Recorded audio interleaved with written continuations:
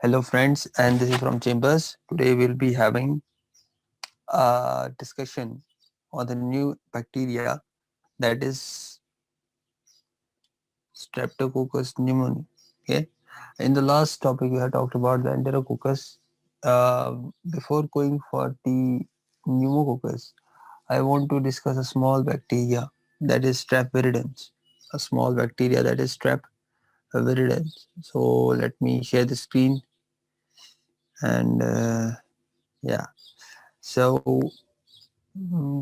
for strep viridans, I would say, do we remember the group A and group B streptococcus? Do we remember the group A and group B streptococcus? Yeah, we remember. So what was that saying? What was the special property of group A, group B? See, if it is viridans, streptococci, first thing to remember is it is alpha hemolytic. I have taught you. It is alpha hemolytic. And we said they are mostly present in the mouth. So their mouth common cells. Their mouth common cells. Okay. Okay. Okay. So what is the difference? So if we say what is the difference between viridans and strep pneumo, that I'll be showing you in a moment. Okay. But first thing you should remember some viridan species which are pathogenic. Okay. Which species? First one we have strep mutans. Strep mutans is responsible for your dental problems, dental plaques. Okay. So dental caries, although we are not studying dentistry, but this part you should know. Okay. So dental caries and plaques. There is another called strep malari. This is actually a group. Okay. Strep malari is a group. What does it do? It produces pus infections. Sir, we remember from our knowledge of Staph aureus also, they were also producing some suppurative complications, isn't it? Sir, what is the difference? Or we studied the group B Streptococcus. Sir, what is the difference? Actually, hemolysis is giving us the difference. I have taught you in the beginning. Hemolysis is giving us the difference. Okay. Another one was in the group, I think, was Strep sanguis. Strep sanguis. This strep sanguis causes subacute bacterial endocarditis. Subacute bacterial endocarditis. Endocarditis. Okay. So this is what you have to remember about them. Okay. Who is producing pus? Viridans group. Malari. Who is causing dental caries? This you have read in your FSC or 12th class. That is mutants. Who is producing your, who is in the mouth common cell? Naturally it's this. Okay. And sanguis is producing subacute bacterial endocarditis. Okay. From the Staph aureus, from the group B streptococcus category, do we remember that if someone was coming to us with a native valve endocarditis, who was responsible? Most common organism, native valve endocarditis.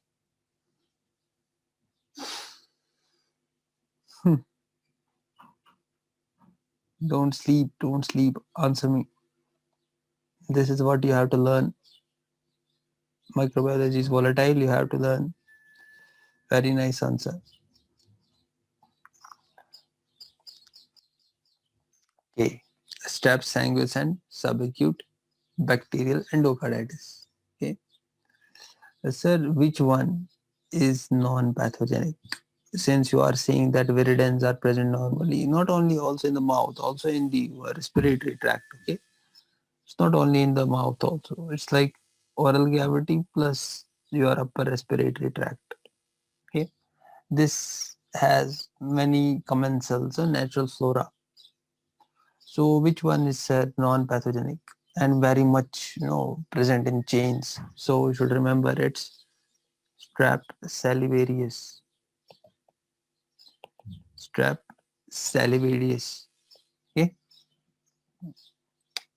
So let us write some most common. Okay. So what is the most common cause of dental caries? What you will write? Dental caries caused by mutants. What is the most common cause of subacute bacterial endocarditis? Sanguis.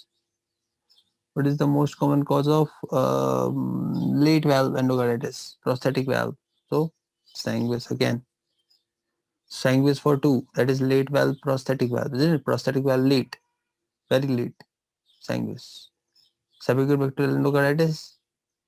Sanguis. Remember this. Okay. Okay.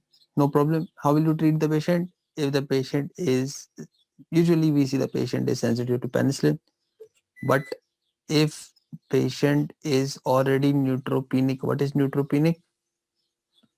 He has a decreased neutrophils. If there is a neutropenic patient and that is having bacteremia, if I have a patient, normally we will be giving what? Penicillin. Normally penicillin, because usually they are sensitive to penicillin. But if I have a patient with neutropenia and bacteremia, give vancomycin. Give vancomycin. Okay, understood? Easy. Now we start with the new bacteria, that is strep pneumo. Strep pneumo. Okay.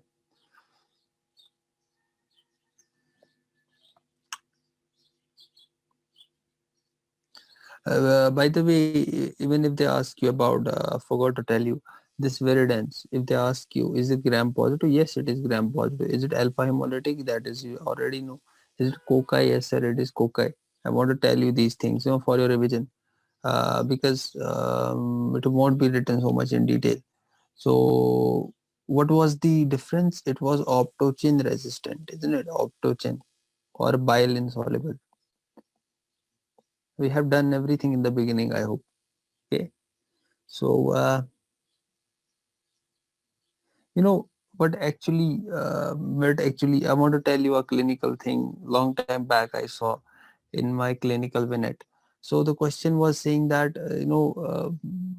for example, this is S sanguis. Do you know the question? What was the question? The question said, asked me, what was the pathophysiology behind how it is damaging the valve? I will tell you a little bit, okay, from knowledge of my past. I think it was a step one question or something. I don't remember. So S sanguis, it is actually producing dextran.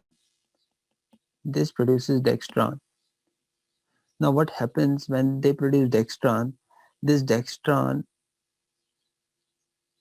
will bind to. This is your heart valve. Okay, let me draw a heart. Simple heart. Okay, okay. These are the heart valves.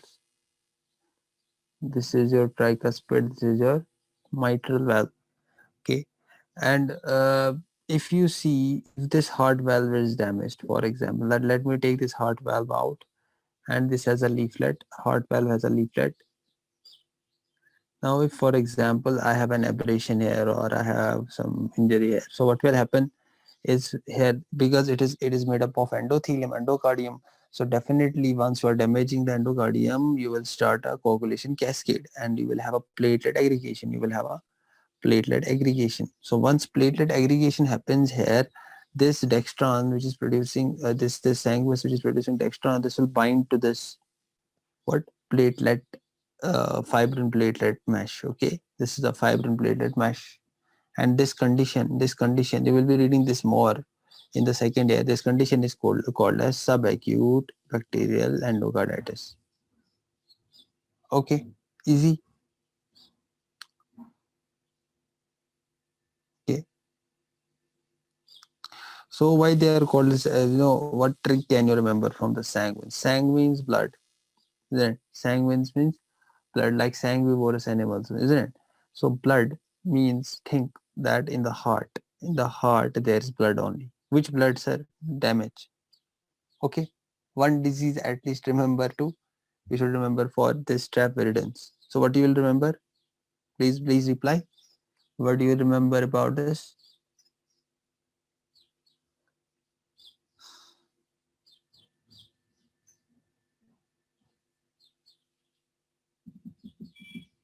No, you have to remember subacute bacterial endocarditis. Okay. So let us talk about Streptococcus pneumo.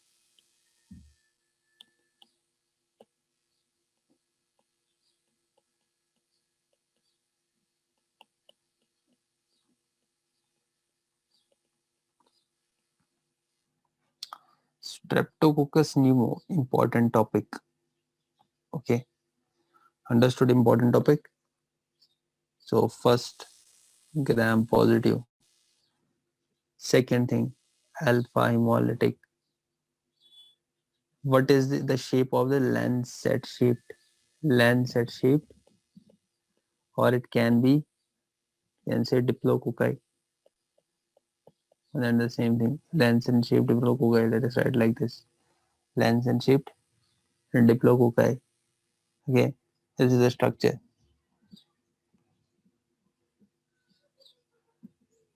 It is capnophilic. What is capnophilic? Once you give it 5% carbon dioxide, it will increase its growth. So it's capnophilic, means 5% carbon dioxide. Okay, it allows carbon dioxide girlfriend. Okay, easy.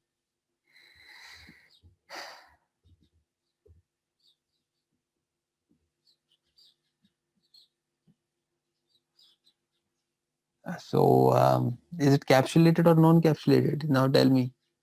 In the beginning we have said, is it capsulated or non-capsulated? It is capsulated. Okay, that's why we were doing that Quillang reaction. Capsulated. Okay. So if I talk about the capsule, more than 95, 90 types of capsule are there, serotypes. And on the basis of what we are distinguishing them, antigens on the basis of dash, which test, which reaction? On the basis of dash, I am saying there is 90 types. Please write Quillang reaction. Okay. So what is the Quillang reaction? Let us tell this here today again. So this is the capsule of the bacteria, and once we are putting, please listen to the word, once we are putting a specific anti-capsular antibody, anti-capsular specific antibody, once we are putting this antibody on this, we will be able to appreciate some serotypes. There are some serotypes you have to remember. Okay, which serotype number is causing adult infection? Which serotype number is causing adult infection? Infection in adults. It is 1 to 8. 1 to 8 serotypes will be producing infection in the adults. Serotype number 6, 14. What was the next? 6, 14. I think 19 and 23. These were producing infection in the children. This is in adult.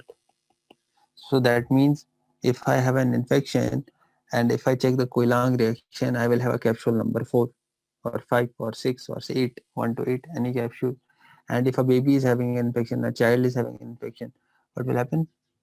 It will show me numbering around like 6, 19, 23, 14. Are we able to understand? So let us write an important red color. Let us write an important red color.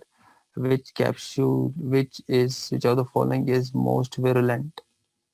Which of the following is most virulent? Answer. Capsule number 3. No, numbering, you can understand what do I mean by capsule number 3. Okay. By the way, how will you, this was all about the capsule. Can you tell us,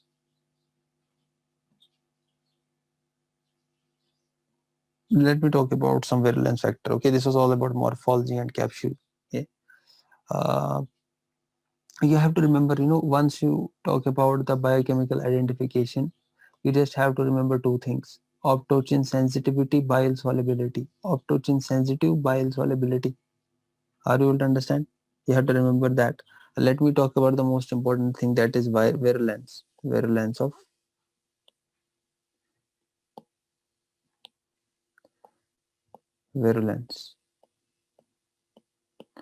or and pathogenesis. So what is happening? It has many virulence factors. First, I will tell you. First virulence factor is your capsule. This capsule is made up of polysaccharide.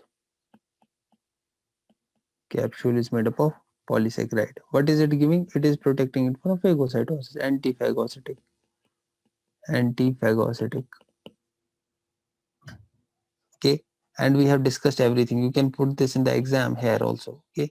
This is not a problem. You can put these in this place. Okay. It has capsule, this and all that. You can write in the exam, your prof exam. So, and you can also write about the Quillang reaction. Okay. And remember, it's not only with this antibody, also the dye can be also used. There is dye also used, that is methylene blue.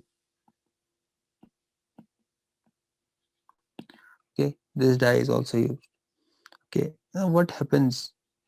This capsule has been called soluble specific substance.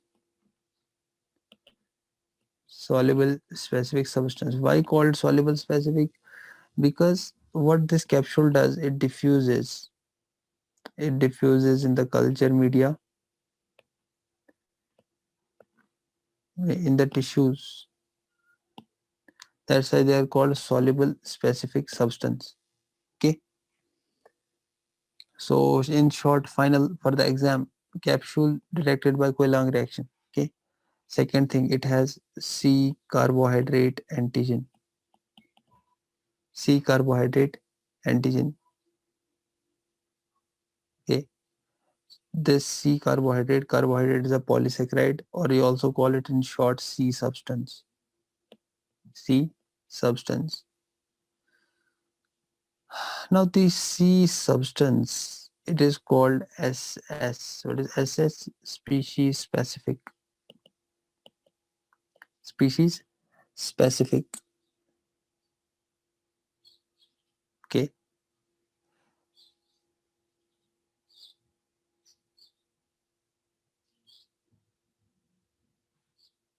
Now if I have this C antigen, I will have C reactive protein. Now I want to tell you one thing. Whenever, let me tell you one thing, please. It's an important point from your pathology, or you can say from your medical career point of view. I will tell you some simple thing. Let me make it simple for the second year people. Let me make it simple. See, this is my liver. Okay, this is my liver.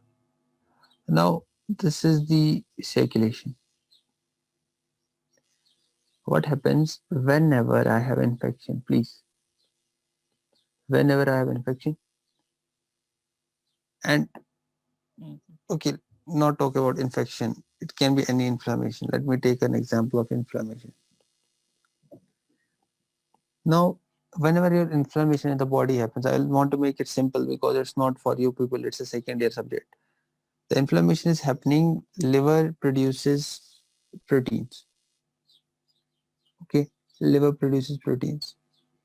Liver is doing everything. Major component of protein formation, whatever is happening, your antibodies and everything. That is the liver. So what will happen? Remember, when you have, and I'm not telling strictly this principle is applicable to everything. I am saying in general for you people right now for this first year class. Once you have increased inflammation, remember your liver will start making a protein that is called as C-reactive protein. Remember this protein, we do this check in the hospitals, C-reactive protein. That means if someone is having a high C-reactive protein level, it means he is undergoing inflammation due to any cause. Can be any cause. It can be due to infection, it can be due to any chronic disease, it can be, any hypersensitivity reaction. So remember, CRP levels will increase in a patient of inflammation. Just remember this thing.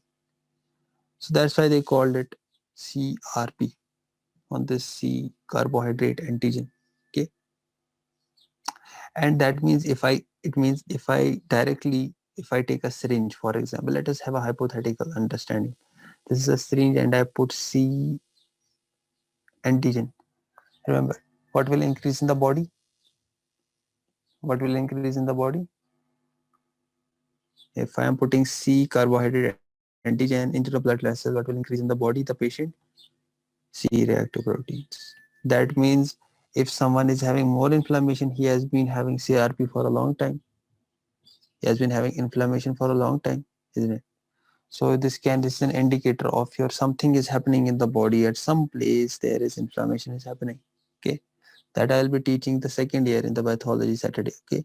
Saturday and Sunday will be the, and read standard books, please. Second year people, Robbins. If you are, you can take also local author book, but I have read from Robbins. Okay. So yeah, I want to tell you one thing. This C carbohydrate antigen also gone. What else is this bacteria having? The C is next. What was the next? Carbohydrate antigen, now C. Okay, yeah. Or we can write number 1, number 2, number 3. So C should be pneumolysin. Pneumolysin. What is this pneumolysin? Lysin means breaking, pneumo means pneumo. So it is membrane damaging. It damages the membrane. Damages the membrane. And what it does is, normally you saw that neutrophils come to the place wherever there is injury. It does not let this happen. It does not let this happen. So it inhibits or it prevents neutrophil chemotaxis. It prevents neutrophil chemotaxis and it also damages the membrane. Okay. Next we can write is autolysin. Autolysin. Okay. Autolysin is an enzyme that is amidase. Autolysin is an enzyme that is amidase. What is the function of this amidase? It will break peptidoglycan. So will it break itself or not? Suicide. If it is doing autolysin, will it break itself? Because peptidoglycan is the layer of the bacteria and it is made of amidase and it is breaking itself. Why? Why this suicidal tendency? Yes, why this suicidal tendency? The suicidal tendency happened not because of anything, but this to demonstrate this autolysin, we can understand this autolysin on bile solubility. That's why you have a property. If someone asks you why is the property, why is it bile soluble, it's because of this autolysin. Okay. And this autolysin gives us an appearance of Draughtsman. I hope you remember, this person, Draughtsman appearance, isn't it? Draughtsman. So if you see the colonies of Pneumococcus, you will have a Draughtsman appearance. Draughtsman appearance. Okay, easy. So who is responsible for Draughtsman appearance on the colonies? Autolysin. Who is responsible for chemotaxis inhibition? Pneumolysin. Who is responsible for Quillang reaction? That's capsular polysaccharide. Who is responsible for CRP level increase? Carbohydrate antigen. So simple, so easy. Okay. Now we come to the important part, that is the most important part of pneumococcus, that is clinical diseases, infections caused by it. So what is this? What is the infection? Before saying this, I want to tell you what was difference between a virulence and strep pneumo. The difference between the two was this was virulence was present in chains, but Streptococcus pneumo was present in pairs, Diplococcus. Okay, this was something convex sort of a thing. This was a carom coin appearance. Okay, bile soluble or bile insoluble? Bile soluble. We don't write many things. We don't have to. We just have to remember important facts. Second one will be remembered by a comparative psychology. So bile solubility, optochin sensitive,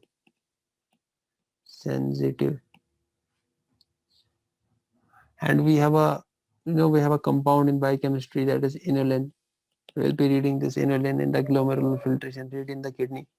So this inulin, if I put this strep pneumo on this inulin, it will ferment this. So we say inulin fermentation positive. Inulin fermentation positive. Okay, easy, no problem. Inulin fermentation is positive. Strep pneumo. Okay.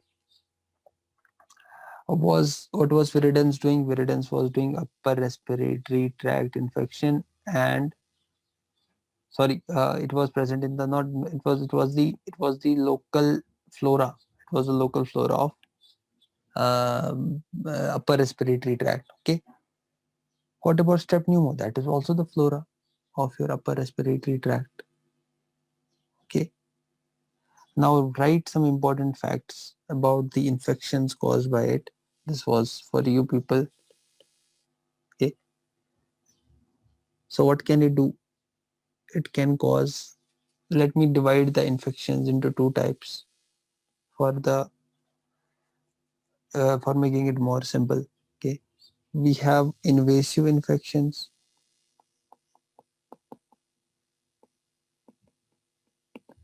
and we have non-invasive infections.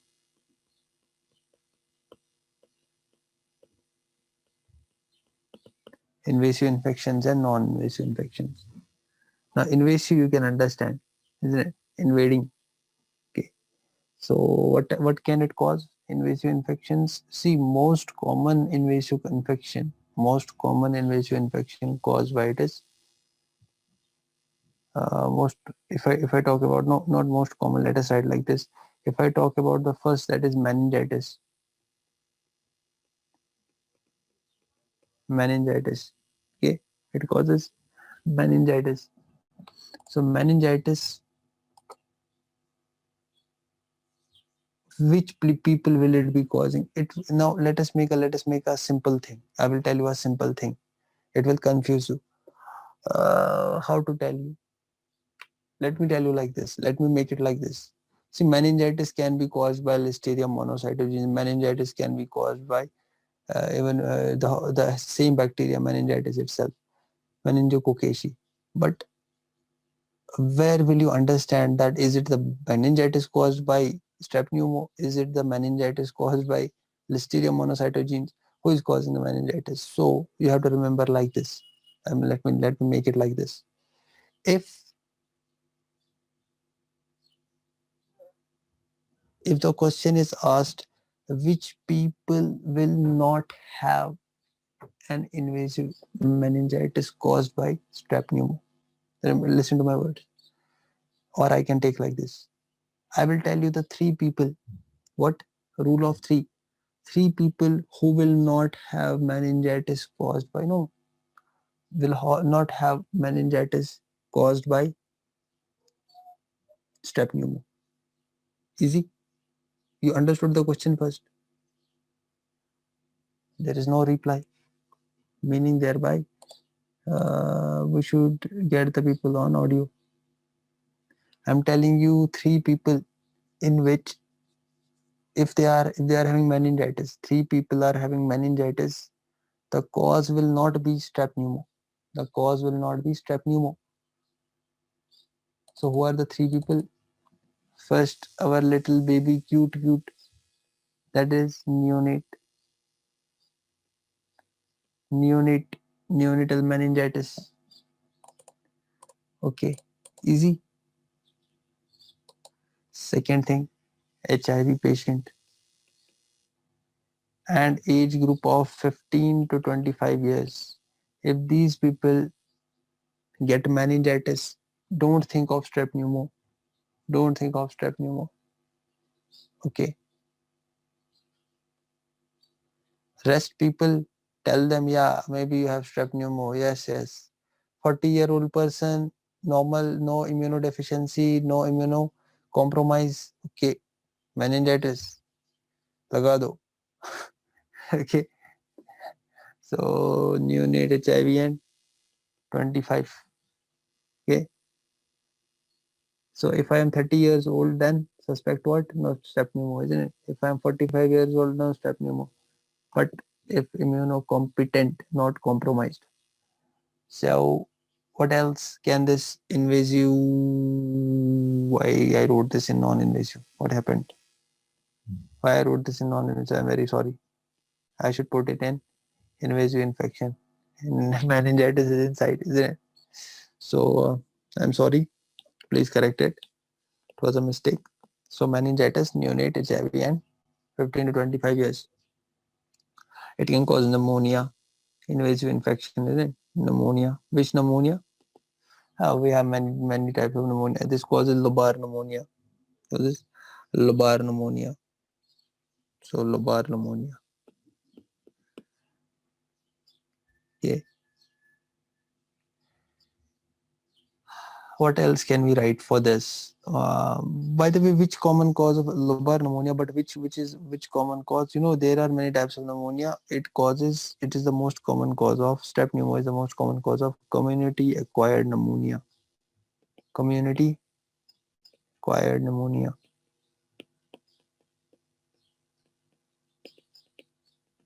Community acquired pneumonia. It's the most common cause. Okay. It can cause osteomyelitis. Osteomyelitis. The bone infection. Okay. It can cause septic arthritis. Septic arthritis. It can cause arthritis also. So septic arthritis. Okay, easy. So what are the non-invasive infections? Means we are not in the blood, isn't it? There is no bacteremia or everything, isn't it? Non-invasive means there is no, we are not invading inside. So middle ear infections. What is middle ear infection known as? Otitis media. Middle ear infection. This is really studying in ENT. So middle ear infection, that is otitis media. Otitis media is caused by, it's the most common cause actually of the otitis media. Okay, so it causes most common cause of sinusitis, strep. So sinusitis, strep pneumo, sinusitis. You have sinuses, maxillary, frontal, ethmoidal. So if you have sinusitis, most common cause is strep pneumo. Okay. Now I have a patient with chronic obstructive pulmonary disease, COPD patient. COPD means chronic obstructive pulmonary disease. Let me give a better example. Um, if you have chronic bronchitis, so that will be leading you to cough, mucoid discharges. Once I auscultate the patient with a stethoscope, I will be able to appreciate some wheezing sounds. That is in the COPD patient. What happens is, if someone is having COPD, if someone is having COPD and his COPD gets exacerbated, it gets worse and worse. Okay, we should know some risk factors also. We should know some risk factors also while we are describing this infection. Who is at a risk? Risk factors. If the age of a child is less than 2 years, a child less than 2 years of age is a risk factor. A patient who has done splenectomy, you have removed the spleen, now you can't remove the organism. Okay. We have a sickle cell disease patient, or if someone is having any type of hemoglobinopathy,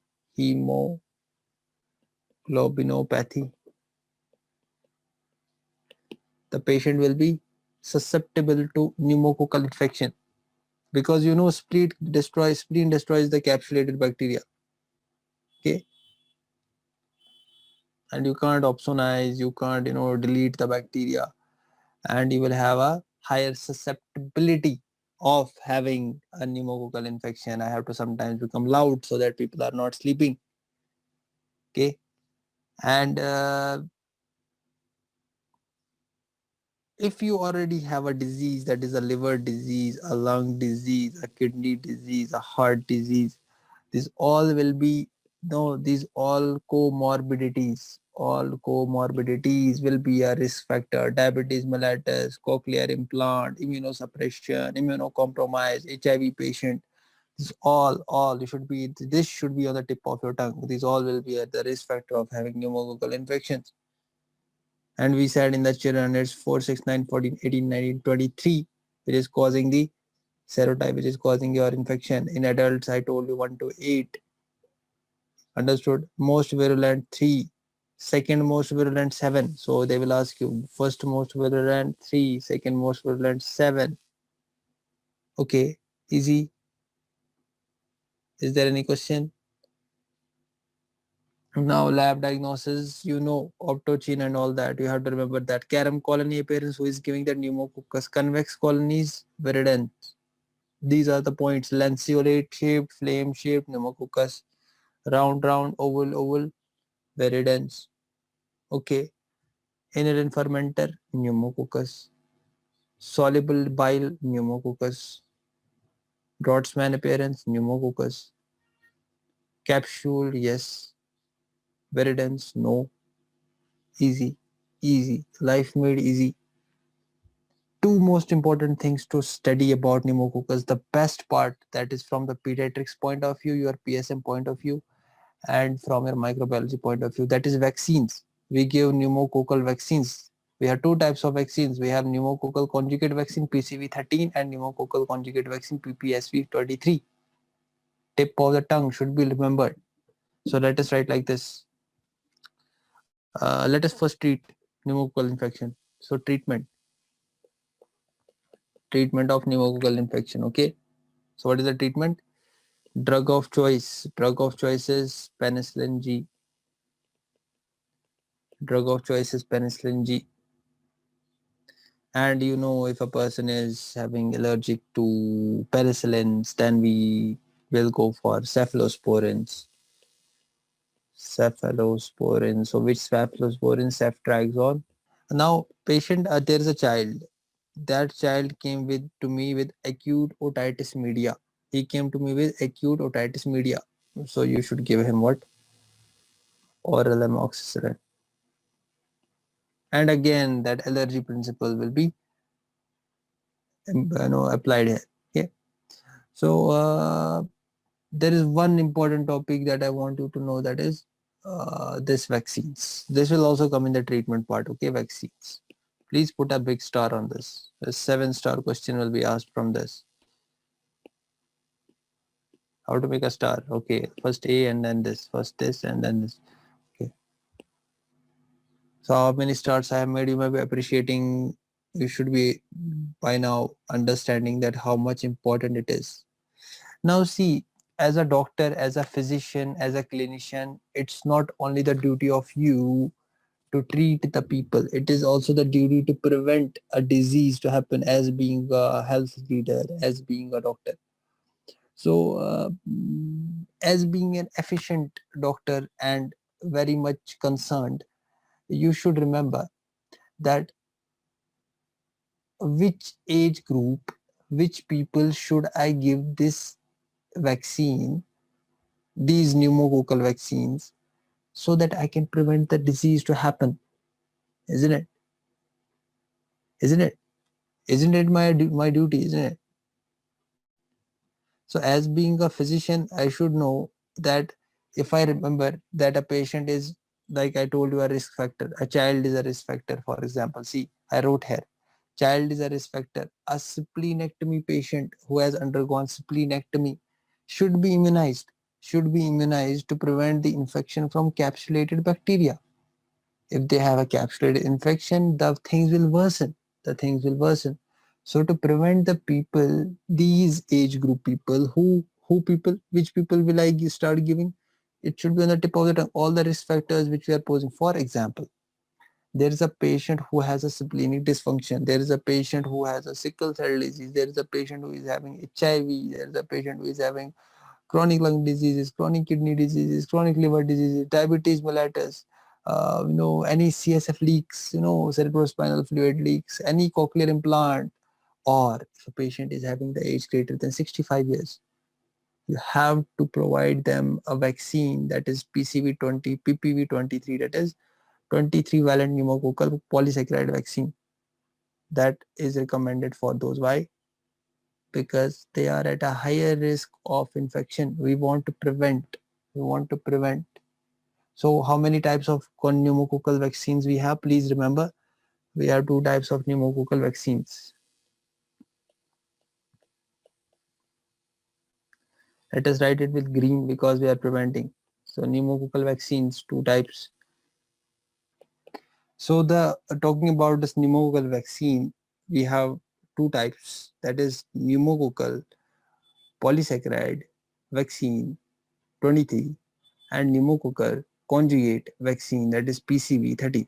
Okay, so PPSV is made, PPSV, if I talk about PPSV23, if I talk about this PPSV23, PPSV23 is called Pneumovax, and why? It is made from 23 capsular antigen.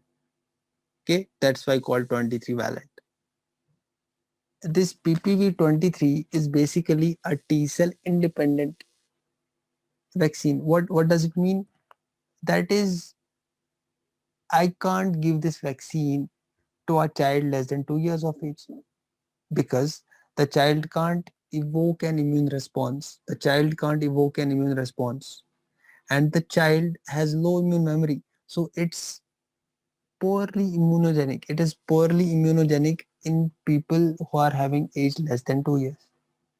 But you can give them as a single IM dose, recommended for the patients who are HIV positive, who have steroids, who are taking steroids already, or who have a chronic hemolytic anemia, or who have an age group of greater than 65 years, or the patients who have a chronic kidney, heart, liver, lung, kidney disease.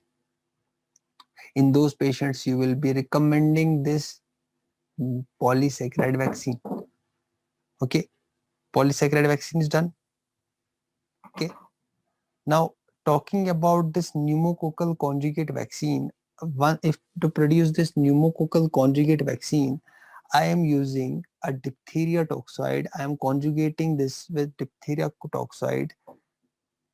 That cross-reactive material, the number of the protein is CRM197, and we are using the protein D part of non-capsulated Haemophilus influenza B, which we'll be reading in the Haemophilus influenza. Okay, but that is non-capsulated. Please remember, non-capsulated part. Okay, and what we are doing is, we have the today availability of PCV13. Okay, so what strains will this vaccine cover? PCV13 will be covering which strains? It will cover strain number 4, 6B actually, 9V, 14, 18C, 19F, 23F, to make it simple. What is the beauty about PCV13 is it gives you a robust immune response. It gives you a robust immune response. Okay, and it gives you a nice immune memory.